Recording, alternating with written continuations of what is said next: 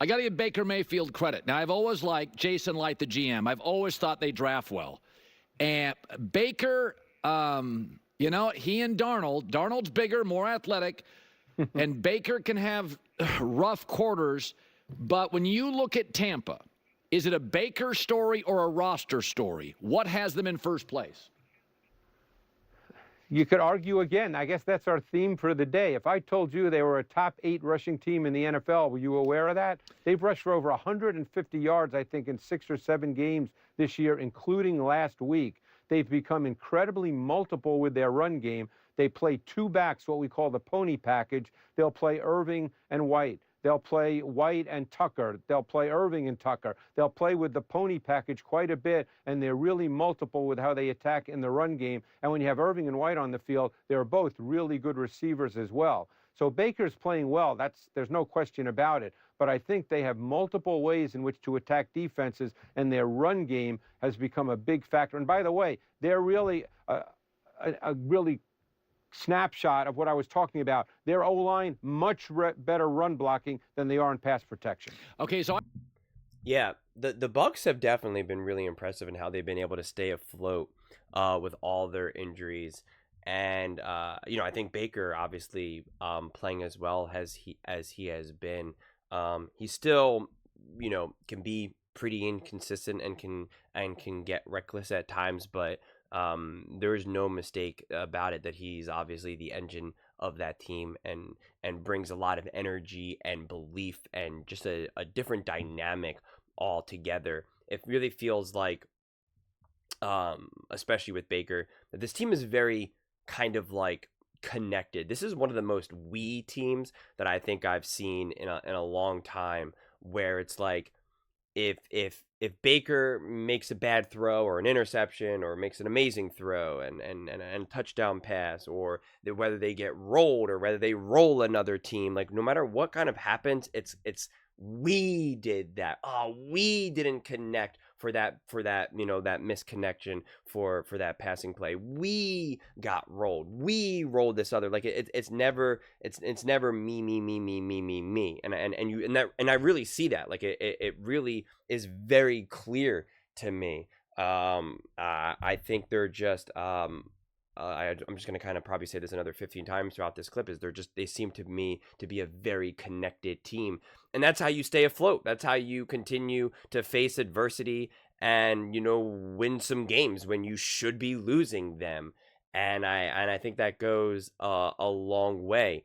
I don't know what their ceiling is. I know a lot of people were going into this season, they were very, very high on the Bucs. And I know going into the season, like ESPN and just like the analytics had them at a pretty low chance to even just make the playoffs. I think they had one of the lowest odds to make the playoffs, and now they have obviously a real chance to make the playoffs. And the fans, of course, the Bucs fans were very much like, no, Bucs are coming. Then, of course, they dealt with some injuries, and now, here you are near the tail end of the season. And I think playing the Chargers, this is a big game for the Bucs, because the Chargers are a good team, but not a great team. They've been able to find themselves and get some pretty big and key and important wins themselves, but they are obviously clearly beatable. They can bring the Chiefs down to the wire, not unlike the Bucs for that matter. But they're also capable of getting rolled by the Ravens or something. So it's going to be, this game is kind of feels like a toss up to a degree. It kind of feels like who's going to prove to show that, this is going to sound so obvious, but who's the better team? Like that, to me, that's what this game actually honestly gets boiled down to. It's just like, who's actually the better team straight up? Who can put it together right now? And that's really what it will come down to. I really think, like, there's so many games that I watch that for the most part I'm like, it doesn't really matter if you win or lose. It's so much how you play. And there's times that, like, I can make a very easy argument, oh yeah, this team lost 21 to 14, but like clearly this other team is the better team. And at this point, when I'm looking at a game like this, I'm just kind of like, no, it really feels like it's going to be whoever comes away with this win is just going to be the better team. And it's not like it necessarily matters, because they're obviously in different conferences, so it's not like we need to really figure out who's better, the Chargers or the Bucs. That's not necessarily a hot topic, but I think it goes a long way in terms of figuring out what can these teams do. If the Bucs can come away with a win against the Chargers, you're going to feel really good as a Buccaneer. I mean, you're going to feel really good about that game. And then there really is like kind of that belief and that potential of like, yo, we're going to win the division. We're going to win a playoff game. We're going to have another tough round, and we're going to be battling to be in the NFC Championship game. Like let's go. And you know what? We faced the Lions. We dealt with the Lions pretty good. We faced the Eagles. We rolled the Eagles. Like, let's go. I don't want to hear that AJ Brown was injured and that it was too hot. I don't want to hear that. Like, here we go. Here we coming. And it's going to be interesting because even the game against the Ravens, like they were playing the Ravens pretty close, and then things fell apart. Things kind of got hit wide open, and then they dealt with obviously the injuries. I mean, so it's just like the Bucs to a degree seem like their record and even some of their bad games, or just even their bad moments for Baker, multiple interceptions and stuff like that, feels like could potentially be misrepresentative, misrepresent who they are as a team, or they're just an inconsistent team. That's kind of like how I can look at it. Outside of some of the injuries issues, which will always make it hard to evaluate a team when you're having different injuries at different times, having a player come back, but still missing another player. Like it really does become hard to successfully evaluate who you are as a team. But let's just put that aside.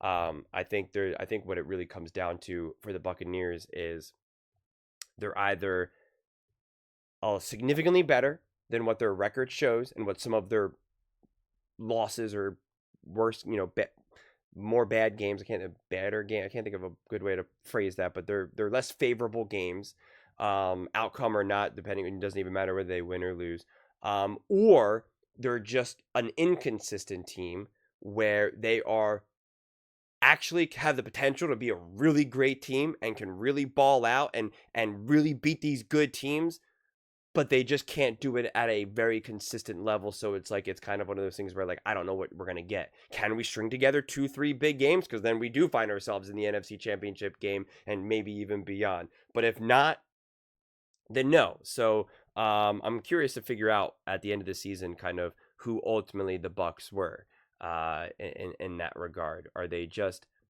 Is there a misrepresentation of who they are as a team as a whole, and they're significantly better? Is it misleading? Or are they just an inconsistent team where they can play really, really great and really grind it out and really ball out at sometimes, but then also just have some really bad games in them as well? That's what I'm looking forward to trying to figure out. But those are just my thoughts. I'd absolutely love to hear yours. What do you guys all think about the Tampa Bay Buccaneers?